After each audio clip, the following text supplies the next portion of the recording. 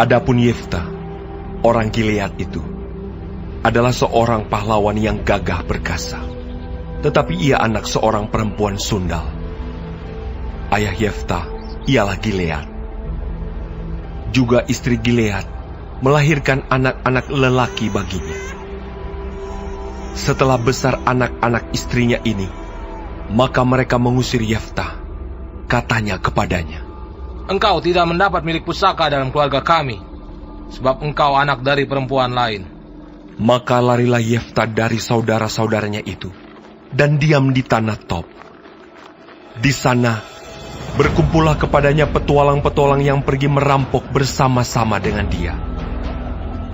Beberapa waktu kemudian, Bani Amon berperang melawan orang Israel.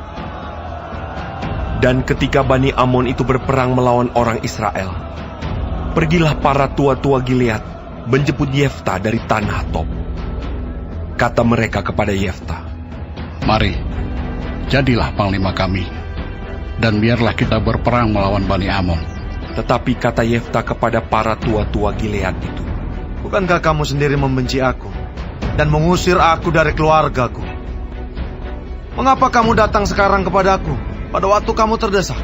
Kemudian berkatalah para tua-tua Gilead kepada Yefta, "Memang, kami datang kembali sekarang kepadamu.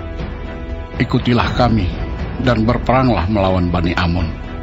Maka engkau akan menjadi kepala atas kami, atas seluruh penduduk Gilead."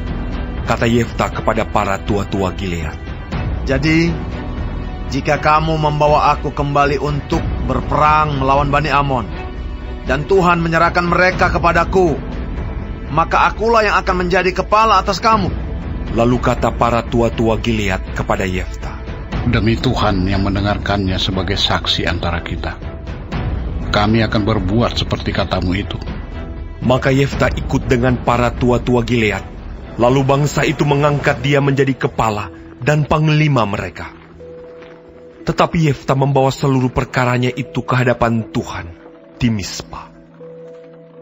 Kemudian Yefta mengirim utusan kepada Raja Bani Amon dengan pesan, "Apakah urusanmu dengan aku, sehingga engkau mendatangi aku untuk memerangi negeriku?"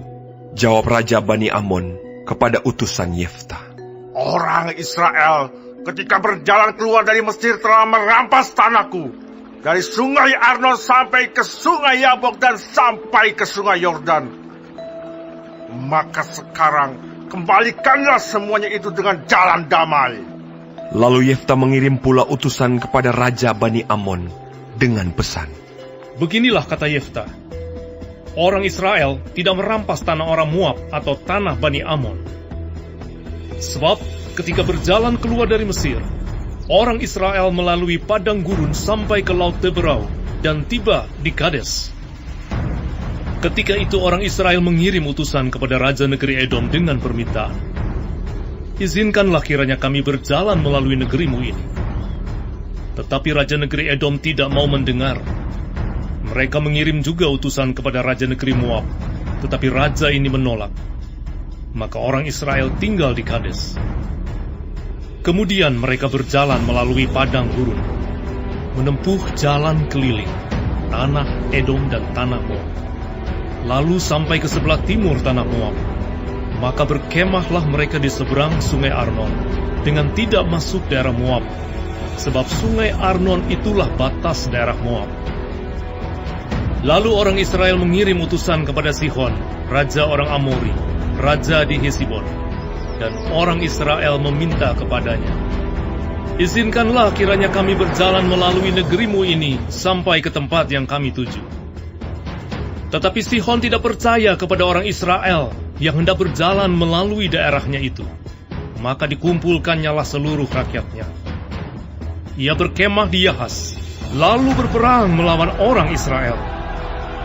Tetapi Tuhan, Allah Israel, menyerahkan Sihon dengan seluruh rakyatnya ke dalam tangan orang Israel, dan mereka dikalahkan. Sehingga orang Israel menduduki seluruh negeri kepunyaan orang Amori, penduduk negeri itu.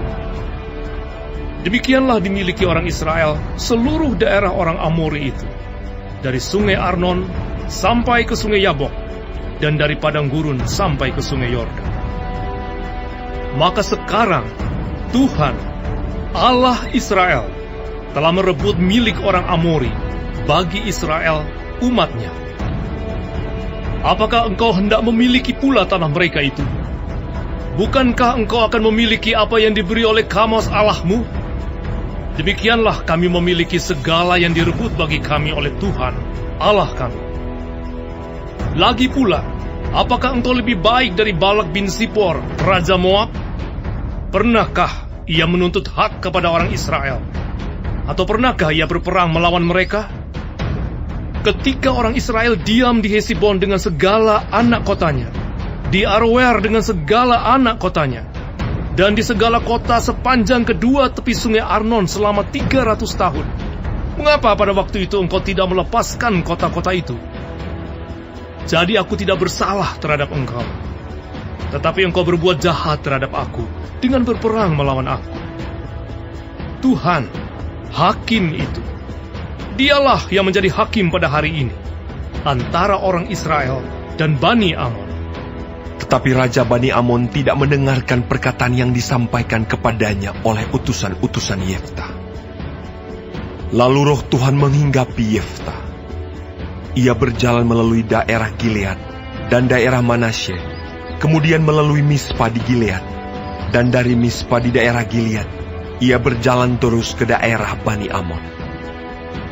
Lalu bernasarlah Yefta kepada Tuhan, katanya, "Jika engkau sungguh-sungguh menyerahkan Bani Amon itu ke dalam tanganku, maka apa yang keluar dari pintu rumahku untuk menemui aku, pada waktu aku kembali dengan selamat dari Bani Amon, itu akan menjadi kepunyaan Tuhan, dan aku akan mempersembahkannya sebagai korban bakaran." Kemudian Yefta berjalan terus untuk berperang melawan Bani Amon, dan Tuhan menyerahkan mereka ke dalam tangannya. Ia menimbulkan kekalahan yang amat besar di antara mereka, mulai dari Aroer sampai dekat Minit, 20 kota banyaknya, dan sampai ke Abel Keramim, sehingga Bani Amon itu ditundukkan di depan orang Israel. Ketika Yefta pulang ke Mispa ke rumahnya, tampaklah anaknya perempuan keluar menyongsong dia dengan memukul rebana serta menari-nari. Dialah anaknya yang tunggal. Selain dari dia, tidak ada anaknya laki-laki atau perempuan. Demi dilihatnya dia, dikoyakkannyalah bajunya sambil berkata, Anakku, engkau membuat hatiku hancur luluh, dan engkaulah yang mencelakakan aku.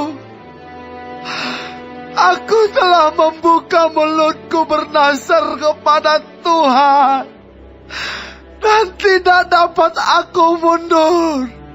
Tetapi jawabnya kepadanya, Bapa, jika engkau telah membuka mulutmu bernasar kepada Tuhan, maka perbuatlah kepadaku sesuai dengan nasar yang kau ucapkan itu. Karena Tuhan telah mengadakan bagimu pembalasan terhadap musuhmu, yakni Bani Amon itu. Lagi katanya kepada ayahnya, Hanya izinkanlah aku melakukan hal ini. Berilah keluasan kepadaku 2 bulan lamanya, supaya aku pergi mengembara ke pegunungan dan menangisi kegadisanku bersama-sama dengan teman-temanku. Jawab Yefta, Pergilah. dan ia membiarkan dia pergi 2 bulan lamanya. Maka pergilah gadis itu bersama-sama dengan teman-temannya menangisi kegadisannya di pegunungan. Setelah lewat kedua bulan itu, kembalilah ia kepada ayahnya, dan ayahnya melakukan kepadanya apa yang telah dinasarkannya itu. Jadi gadis itu tidak pernah kenal laki-laki. Dan telah menjadi adat di Israel, bahwa dari tahun ke tahun, anak-anak perempuan orang Israel selama 4 hari setahun meratapi anak perempuan Yefta, orang Gilead itu.